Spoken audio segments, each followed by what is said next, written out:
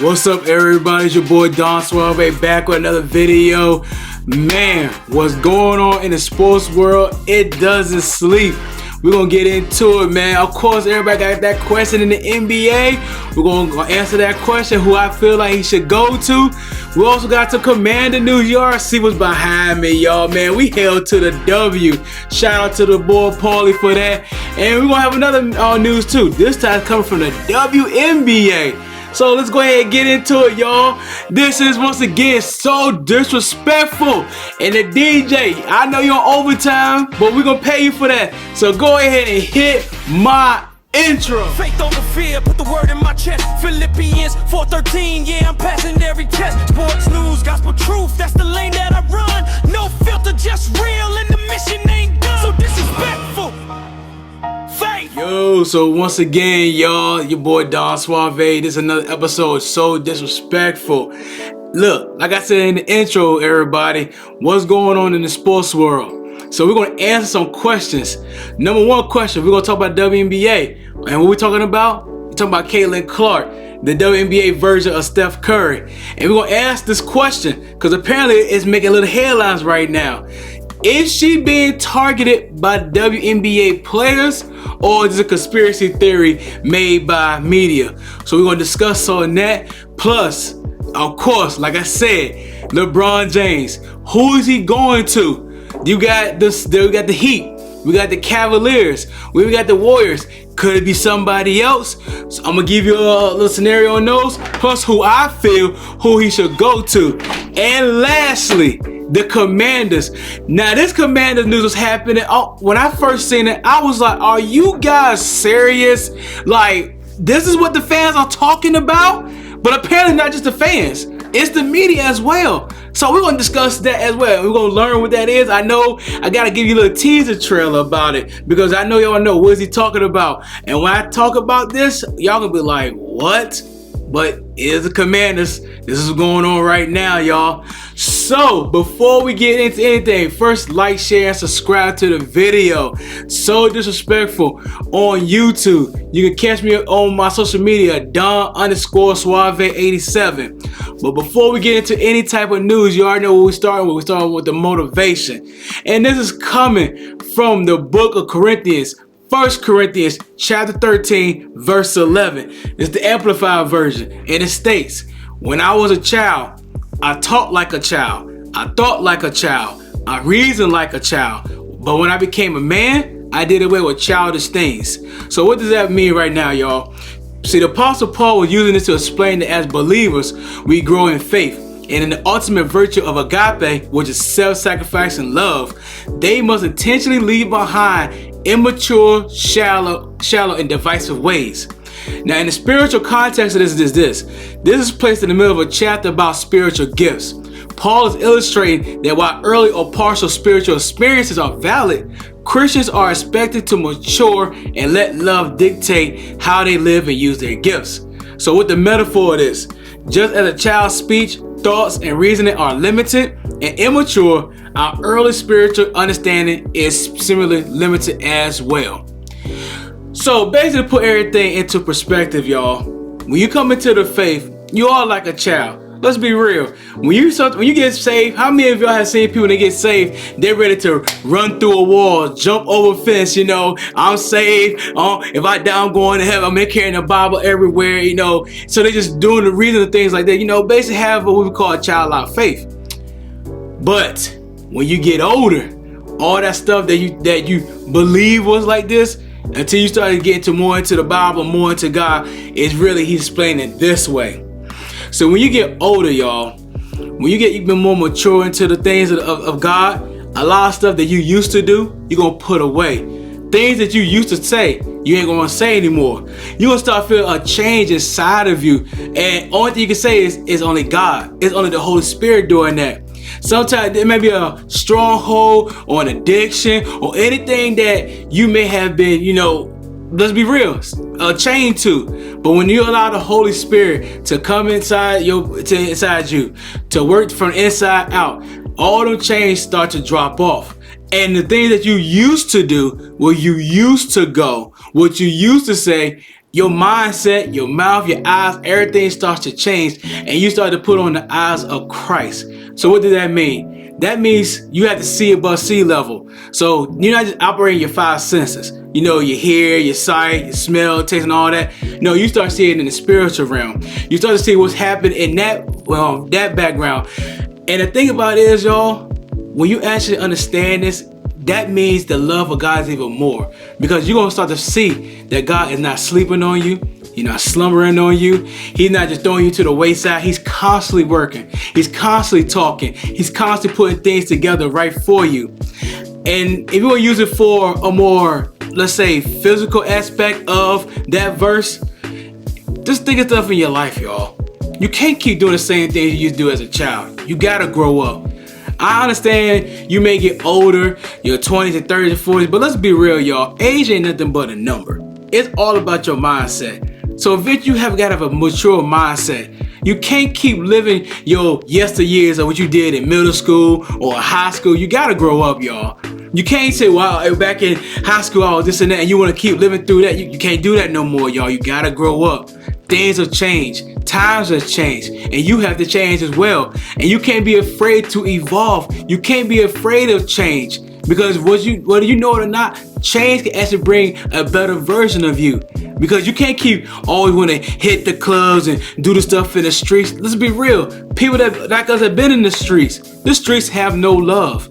You can literally die in these streets and you just be another number and then move on to the next person.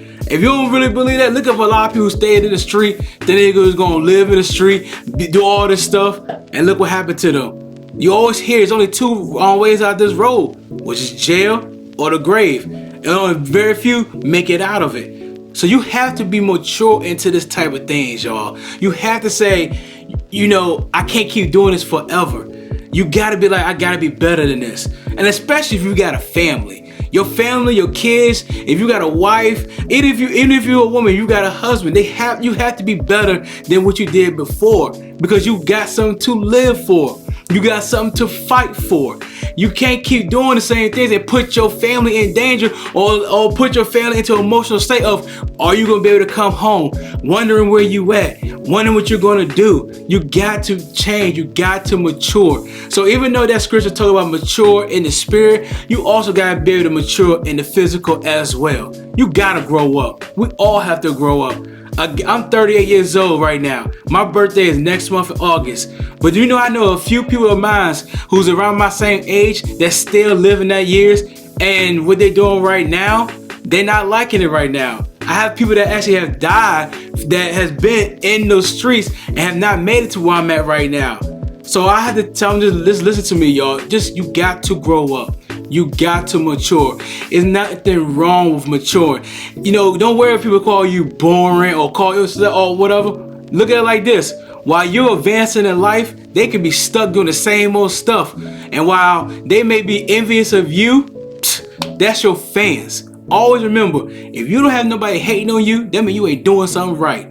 If somebody's hating on you, if somebody's jealous of you, that means you're doing something right. There's 24 hours in a day, and if they got that much time to have you on their mind, you're doing something right. So always remember that. And especially, you got the biggest hater, and that's Lucifer. That's Satan, who's the biggest hater of them all. He don't want you advancing the things of God. He don't want you to go forward in the things of God. He don't want none of that. You know why? Because while he's kicked out, while his future is a lake of fire, you give yourself to God, you let the Jesus Christ be your Lord and Savior, your future is with him eternally, with the Father in a new kingdom, in a new heaven, with him, worshiping him, and don't have to worry about the stuff that's down here or the stuff that he's gonna go through. But you got to mature, y'all. You got to be a better version of yourself. Let me tell you something. One quote I always live by. It's good to be good, but it's always better to be better, and it's always good to aim for best when best is on the table. So always be a better version of yourself. You always want to leave a great legacy for your kids to see, for your spouse to see. Be that legacy that when you leave, that they can say, I love that person. That person did a lot for me. Even though you may not be here to hear it, it still does something to your legacy. Always remember, when you die, you're going to have two numbers. You have a birth and you have a death date, but you have a line in that middle. What you want that line to be for your life? So that's the scripture right there, y'all. 1 Corinthians chapter 13, verse 11. You may think like a child, reason like a child, but when you became a man, you put those child things away. When you became a grown woman, you put those things away. And you be a better version of yourself with the help of the Holy Spirit. So that's your motivation for today, y'all. So now let's go ahead and travel to the WNBA and let's see what's going on with Caitlin Clark and the other players. So like I said before, y'all, look, we all know who Caitlin Clark is. I mean, let's be real. Caitlin Clark, I call her the Steph Curry of the WNBA. But if you see what's going on lately, this woman is she's getting basically the Jordan rules of the 80s. So there ain't just one Detroit Pistons team in the WNBA. There's basically a whole bunch of Detroit Pistons in the WNBA. So she was just on ESPN. And she finally broke her silence when it came to how the treatment is and how everything is just basically going on between her and the other leagues. So here's Caitlin Clark on ESPN. As I've stood up here and said before, like the harassment, the hate, none of that is okay. That goes for the opposing team we play. That goes for my teammates. That goes for my coaches. There should never be a question of character. Like I've always stood up here and said that, and that's truly what I believe. That's how I was raised. So, none of that is okay, and I don't want anybody to ever experience that. So as you can see, how she's feeling the harassment, the hatred, and all that stuff. Of course she don't like it. But who's to blame? That's the thing we want to answer today. Who's to blame for all this hate going against Caitlin Clark? Is it her? Is it the league? Is it the media? I really think it's kind of a combination of the media and the league. It's not really Caitlin Clark's fault. Let's be real.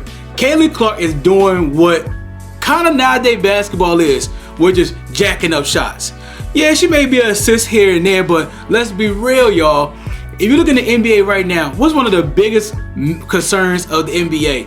But I mean, not just what's going on outside, like load management, things of that nature, but I'm talking about the game itself. People are tired of seeing players jack up threes.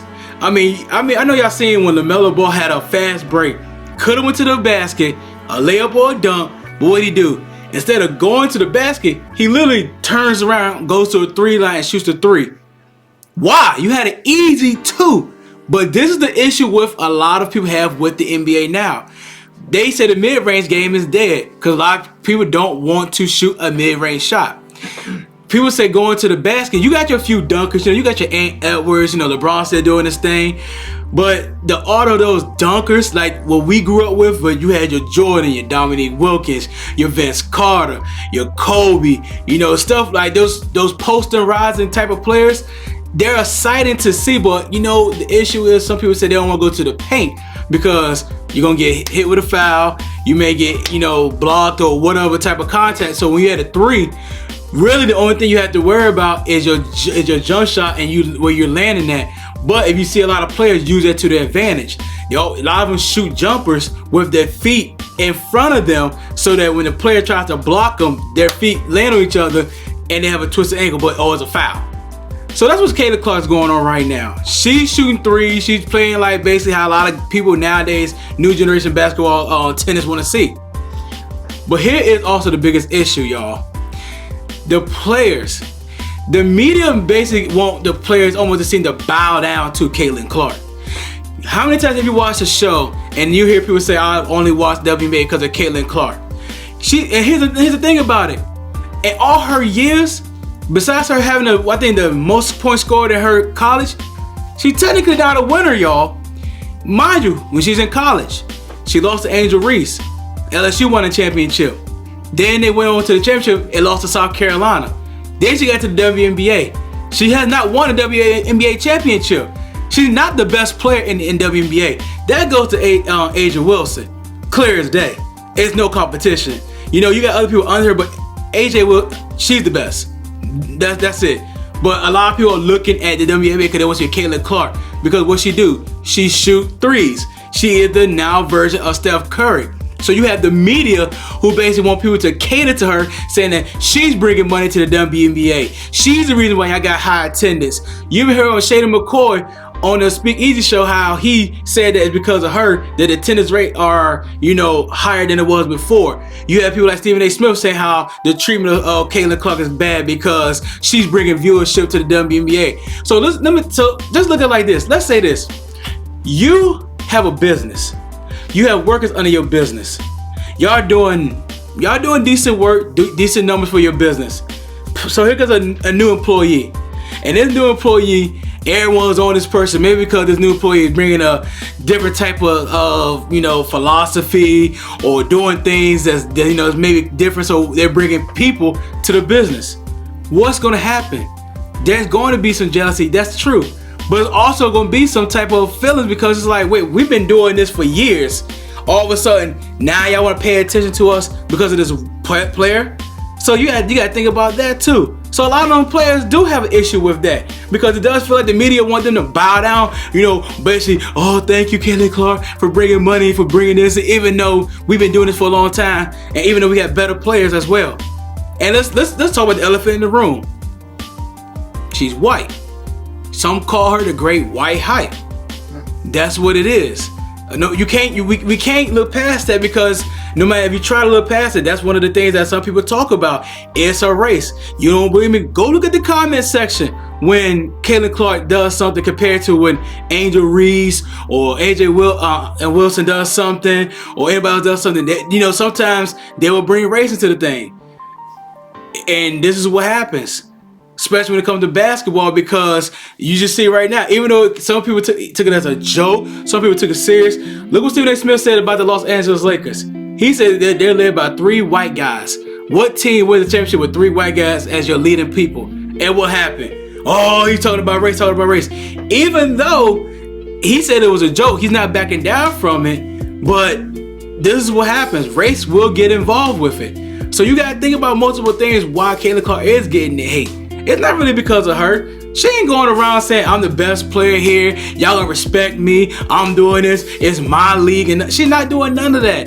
But when the media gets involved and you basically have to bow down because they feel like she's bringing more money to WNBA, yeah, it's gonna be some type of feelings. So it's gonna be some issues with that. And y'all seeing it. The pushing of her. The lady that put the freaking fist on her neck and then looked at her and basically let she smile.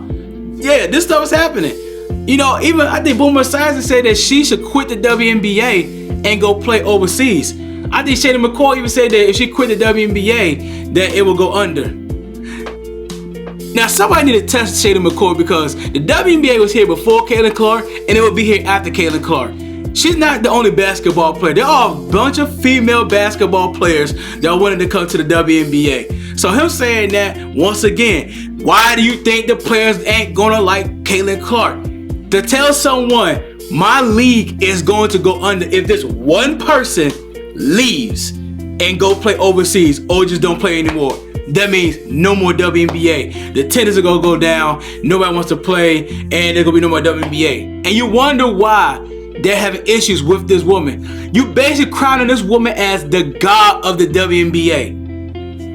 Now you want to understand why so much hatred towards her? It ain't all conspiracy talk.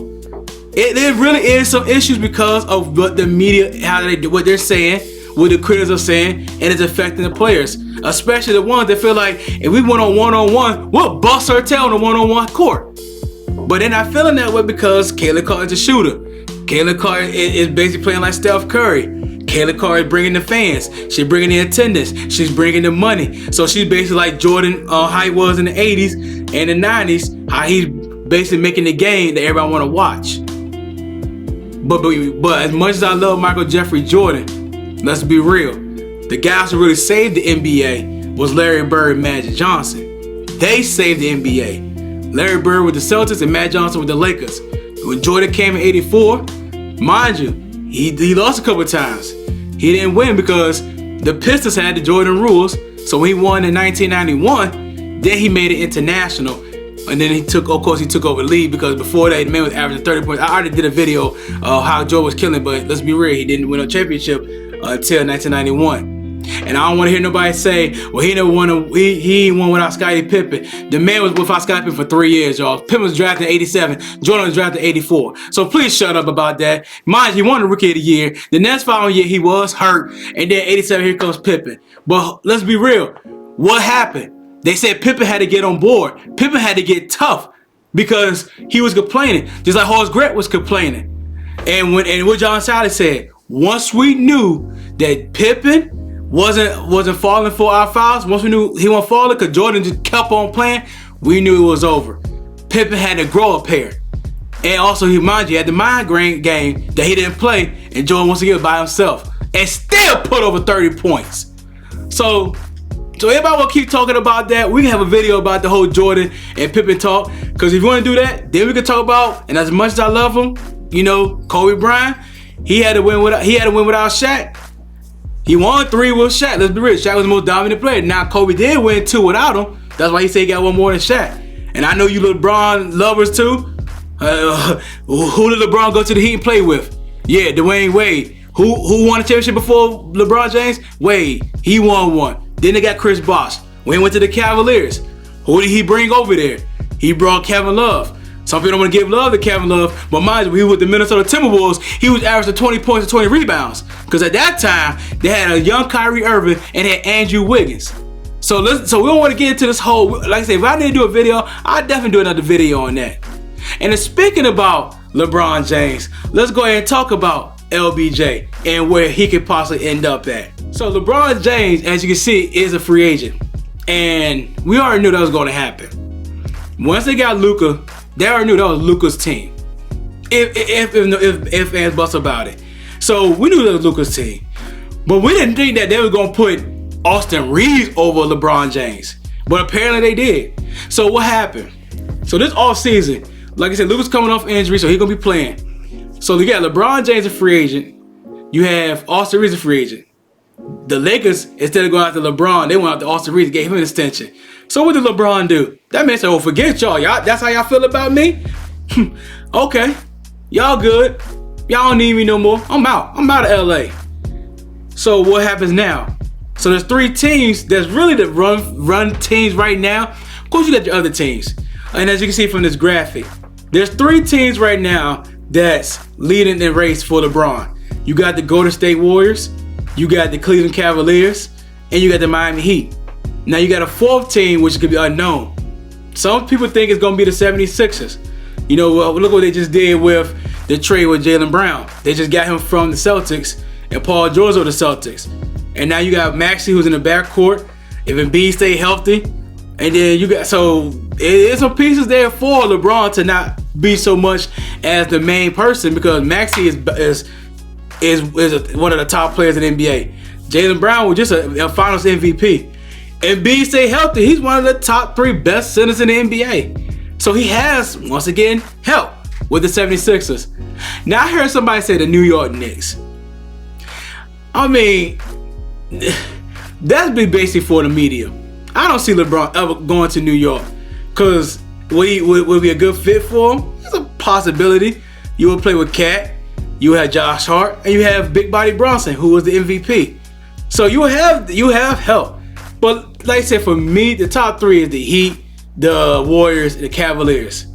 And if I had to narrow it down to who I think he's going to go to, the top 2 would be the Warriors and the Cavaliers. As much as the Heat will be with him, with Giannis and Bam, Pat Riley's still there. And y'all seen what happened the last time he was with the Heat. They were basically bumping heads. You heard the story about the whole cookies on I think it was the plane on the bus. And that was a rap for him. And also his friends couldn't come because Pat Riley wasn't playing that.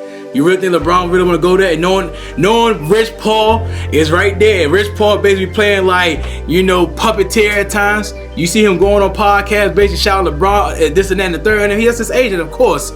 But going on a world tour and having to denounce Jordan because of that. So, you really think he's going to deal with that Heat? That ain't happening. Now, you do got the Warriors. For what I hear, he wants to play with Steph Curry. Just one time play with him. And of course, they did work in the Olympics. They won a gold. I mean, them boys was tearing it up. And him and Draymond, they're cool with each other. So, of course, the Warriors would be a good fit because he don't have to move so far because he's already in LA. He just have to go to Sacramento, where ain't that far from him. And, you know, it's the Warriors. But here's the thing about it. If he goes to the Warriors, you really think he's going for a championship or just to play with Steph Curry and Draymond? He's not going to win a championship. So that's why for me, as much as LeBron got issues and this will be his last year, I feel like his swan song will be to return to the Cleveland Cavaliers. I don't want to hear all that talk about everybody, especially Stephen A. Smith. You can shut up with this crap about if he goes, who wants to go to Cleveland, it's cold and the weather. Honestly, shut up. Because honestly, if you go to NFL, sometimes you play outside conditions that may be cold. That's why a lot of times they try to play in areas that really doesn't have the cold there. But I mean, it's in February. It's going to be cold at some time. And let's be real.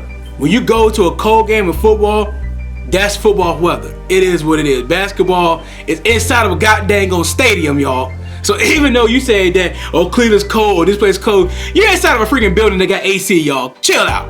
You ain't gotta worry about it. You ain't worried about there gonna be snow coming inside the building. So I say Cleveland Cavaliers. Why not end your career at your home team, in your hometown?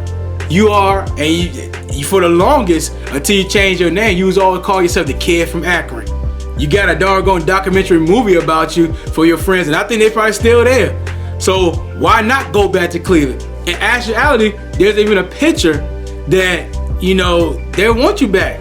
The fans will love to have you back with Cleveland.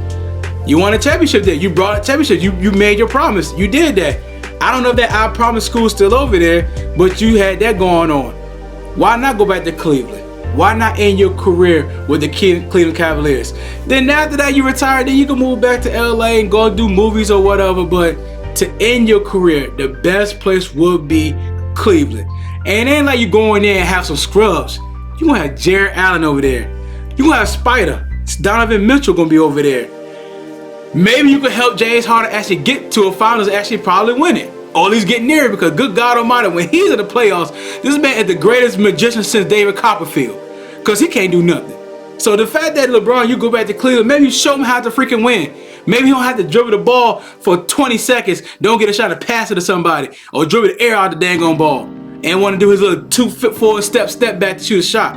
Maybe now he could be a spot-up shooter. Maybe now we got Donovan, you could got another kind of, he may not got the handles of Kyrie, but Donovan Mitchell is a bad dude. That dude can take it to the rim, he can shoot as well.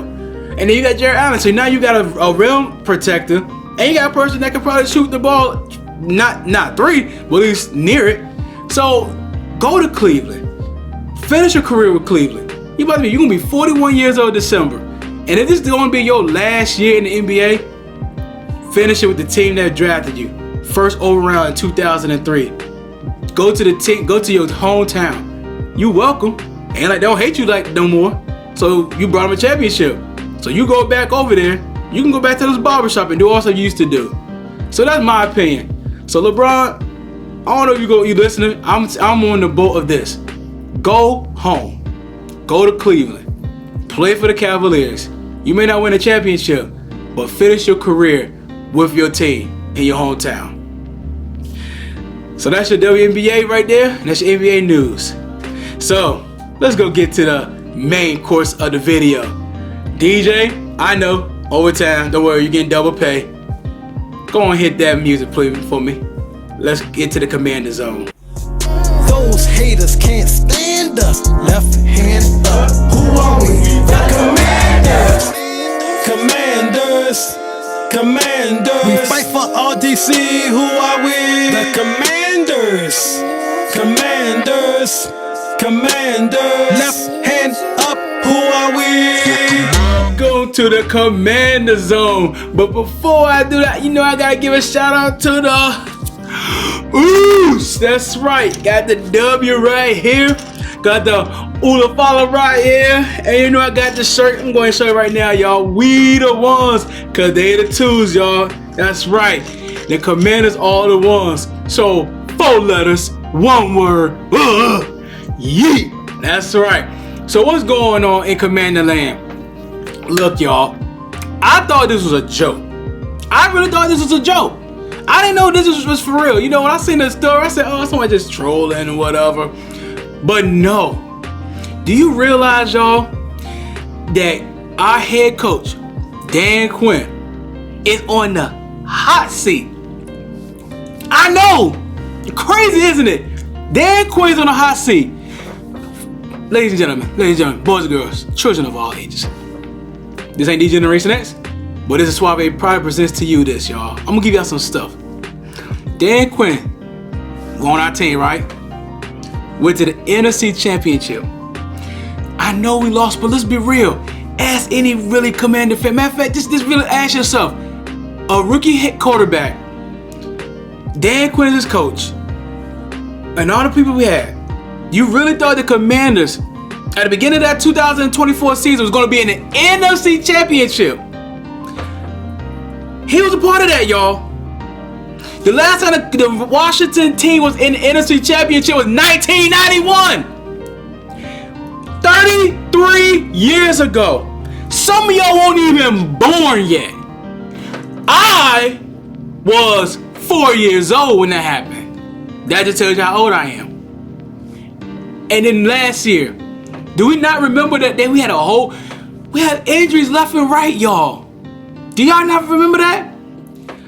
Marcus Mariota was playing because Dan Daniels got hurt. Josh Johnson was playing. Y'all remember that? Y'all remember the receivers? Terry McLaurin, yeah, he held out, but when he can't play, he also got hurt too.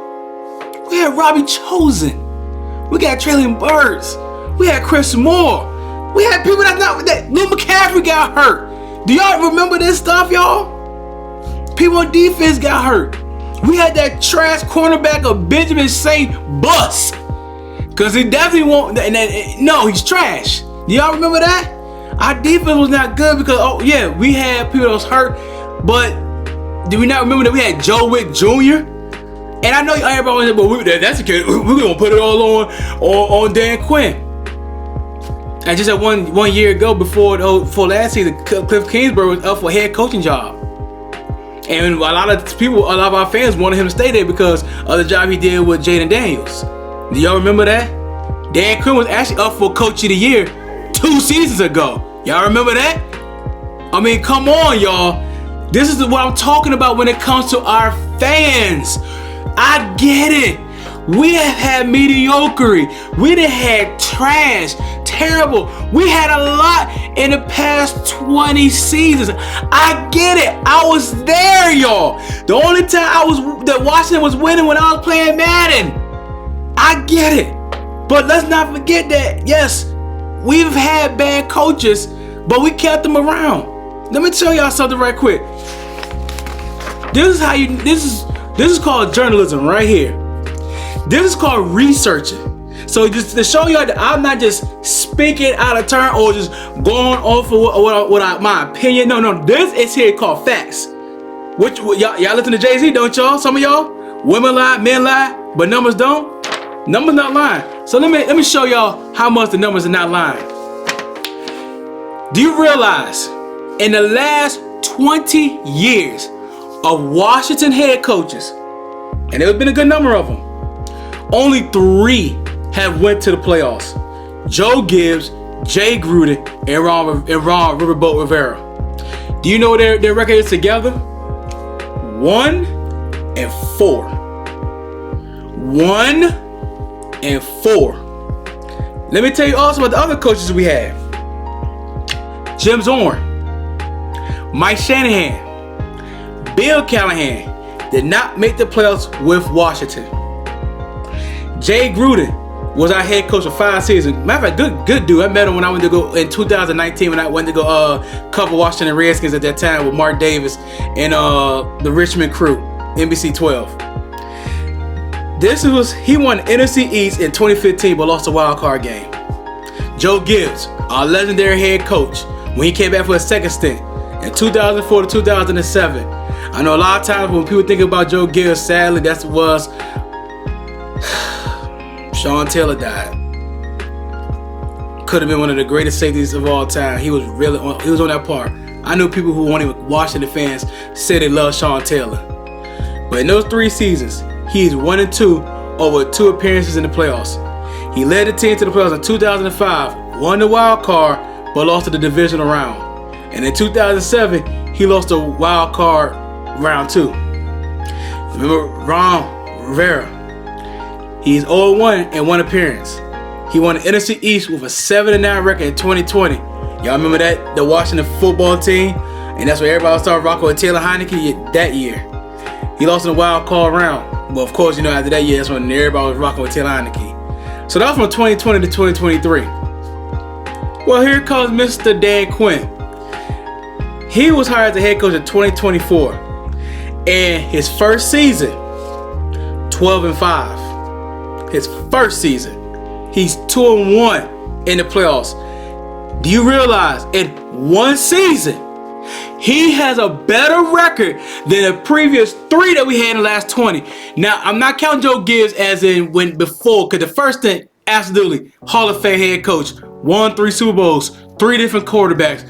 Washington Redskins in 1991 is considered statistically the greatest Super Bowl NFL team of all time. We're talking about the last 20 years, the second stint of Joe Gibbs. So, Dan Quinn is 2-1, lost the NFC Championship. I told you the following year we was 5-12. Like I said, a lot of injuries of Jaden Daniels and others. It happened. So his total record right now is 17-17. Yeah, he's an even. So why are we trying to get rid of him so freaking fast? And then I seen this part right here, and I said, okay, that's my stance. Now let's go ahead and flip this coin and get this to the other stance. So there's 2 head coaches that's free agent right now. One is Sean McDermott, who's the coach for the Buffalo Bills. Yes, the Buffalo Bills had one of the best quarterbacks in the NFL with Josh Allen. And once again, research. So, his total head coaching victories is 98-50. His furthest he ever got with the Buffalo Bills was an AFC Championship game, in which he lost to, of course, Patrick Mahomes. And he lost to in 2024, if I recall, wasn't it the Chiefs again? So, like, what, y'all? I get it. Y'all want Sean McDermott. And there's another guy that came up as well. His name is Mike Tomlin. Now, I'm not going to lie, y'all. I'm always going to be a fan of Mike Tomlin. Not because he coaches the Steelers and he's one of the greatest coaches in press conference, because some of y'all still use his meme when he does that. We do not care. Some of y'all use the meme where the reporter asked him a question and he just walked off. And also all the sound bites he did. I'm a fan of Mike Tomlin for this reason as well. He's from my hometown, y'all. He's from Newport News. He went to high school at Ferguson High School. Same high school that Michael Vick went to. Mike Tomlin is from the 7 cities. Heck, my mother even knew about him. And I knew people who actually knew him when he was playing his football days. So I'm always gonna be a fan of Mike Tomlin. Would I love him to coach my team? I'm not gonna lie, I would. Because here's the thing that a lot of people don't understand. As much as some people, those Steelers fans, whoever go on Mike Tomlin, do you realize Mike Tomlin has never had a losing season coaching the Pittsburgh Steelers? Never. I think he was coaching the Pittsburgh Steelers for 15, 16, 17 years, and he's never had a losing season. Marinate on that. And why not come and coach up with our team? If this thing doesn't work with Dan Quinn, that's the only person I would literally say, okay, I'll say go get if he wants to. Because he's from the DMV area. Like I say, he's from Virginia. He's from my home city, my home state. So why not be the one to say, okay, I go coach basically for, I know Washington's in Maryland, but it's still part of the DMV. So why not do that? And if that happen, would I be okay with it? Absolutely. Once again, I work for them. I would love to see Mike Tomlin on the sideline if it's not Dan Quinn. Heck, I even go talk to him and be like, yo, come back to Newport News. We still, I know Ferguson ain't there anymore. Now it's Christopher Newport that took over that. But still got the City Center. We still got the Patrick Moore. We still got all the stuff that was around when he was here. Head the Coliseum ain't here no more, but it's PTC. So, and you gonna get love when you come over here. You gonna always get love in the 7 cities. So I would love for Mike Tomlin to be a head coach of the Washington Commanders if it's not Dan Quinn. So, but my opinion, y'all, listen to Aaron Rodgers and relax, y'all. Relax. Let's see how this season goes, y'all. I mean, everyone's coming back. Everyone's getting healthy. We picked up a lot of good players in all season. We had a good draft as well. Jaden Daniels is working. He's like putting the work in. Terry McLaurin putting the work in. I mean, let's just chill, y'all. We got new coordinators. You already know we got new offensive defensive coordinator. So let's just chill, Commander fans. Let's relax, okay? I understand, y'all. We was upset last season. Was I upset? Absolutely. I was pissed off, you know. But I also gotta remember too. It takes a minute, y'all.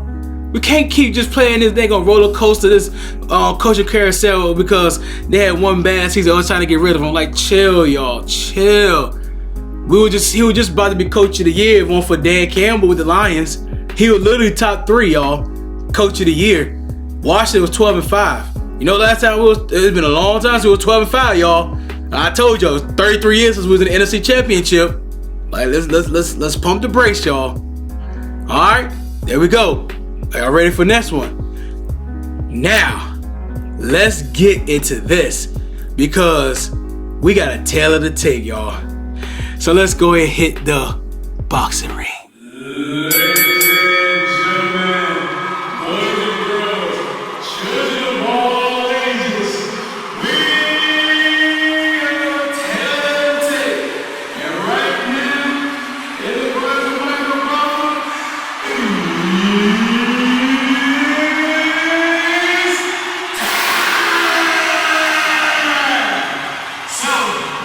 on one side of the court, we have Stefon Diggs. As a DMV guy, you know, you're coming into free agency. Have you talked to some of the Commander players? Yeah, a little bit. I'm familiar with the city and I'm familiar with the people. So we're going to see down the pipe over these next couple months what looks good, what makes sense. I definitely want to shed some light on them and, you know, might go check them out for a little bit. You know, just it's love, it's hometown, so you know it makes sense. But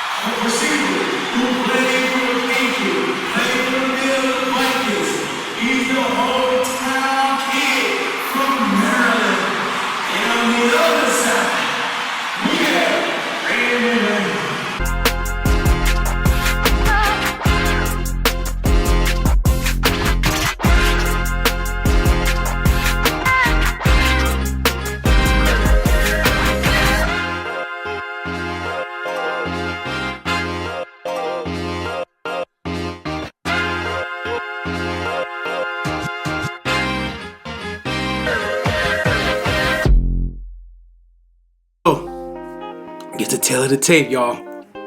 Who is it going to be for the Commanders? I know everybody's saying, Brandon Aiyuk, he's trolling. He's going after Jaden Daniels. Jaden Daniels doing the exact same thing, y'all. They're trolling each other. You really think after this, they're beefing with each other? No, y'all, it's trolling. It's trolling. But Stefon Diggs is from Maryland. He played in Maryland. He's the hometown kid, yo. So would y'all love Stefon Diggs? People say go get him.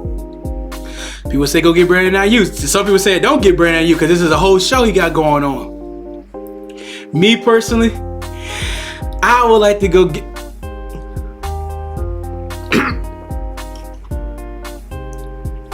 Hold on, everybody. We got breaking news.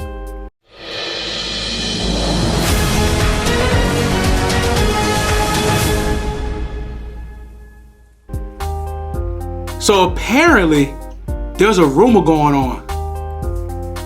The Washington Commanders could be going getting DeAndre Hopkins. Ooh,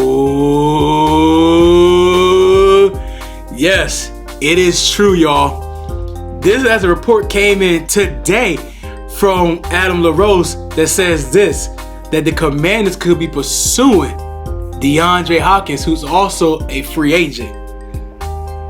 Now, we know when DeAndre Hopkins, he plays, he is one of the top 10 receivers in the NFL. When he's with Baltimore, he had a pretty decent season with Baltimore. I mean, he was still making catches and still making plays, y'all. But here's the thing that's going to hold everybody back when it comes to DeAndre Hopkins. He's 34 years old, y'all. He's getting up in age. How many of us have heard that when it comes to receivers, once you pass that 30 mark, your speed starts to go down. Things start to, the routes ain't so crisp and all that. But no, DeAndre Hopkins still did good with the Baltimore Ravens. And he's a free agent. So to hear him possibly the Washington targeting, you got to ask yourself, do we have a 3-man team running in the tail of the tape now? See, at first the tail of the tape was the Stefon Diggs and Brandon Aiyuk. But now, with this possibly being DeAndre Hopkins, ask the fans, who do you want? If you was Adam Peterson right now, and you had a chance to get Brandon Aiyuk, Stefon Diggs, or DeAndre Hopkins to be the number 2 beside Terry McLaurin, who would you choose? And I would choose. We'll wait till next week, y'all. There's a teaser right here for the next episode of So Disrespectful. I'm going to give you who I would love to have as a number 2 between Brandon Aiyuk, Stefon Diggs, and DeAndre Hopkins. I want to wait because I want to see how this is going to develop. If Washington will get one of these receivers, who would it be? Hey, preseason is catching up, y'all. It's coming. Training camp is coming as well. We want to make sure we have the players ready for this, because this season right here has a lot of promise, y'all. A lot of promise. But what do y'all think, y'all? What y'all think about the whole Caitlin Clark situation? Who you think LeBron James should go to? Do you believe Dan Quinn is on the hot seat? And who you want as a receiver? Drop it in the comments section. On our next episode of So Disrespectful, I'm going to talk about the receiver I want. I'm also going to discuss more Commander news and see what else is happening in the world of sports. It's your boy Don Suave. And once again, 4 letters, 1 word, yeet. And you've been so disrespected. Salute. Faith over fear, put the word in my chest. Philippians 4:13, yeah, I'm passing every test. Sports news, gospel truth, that's the lane that I run. No filter, just real, and the mission ain't done. So disrespect.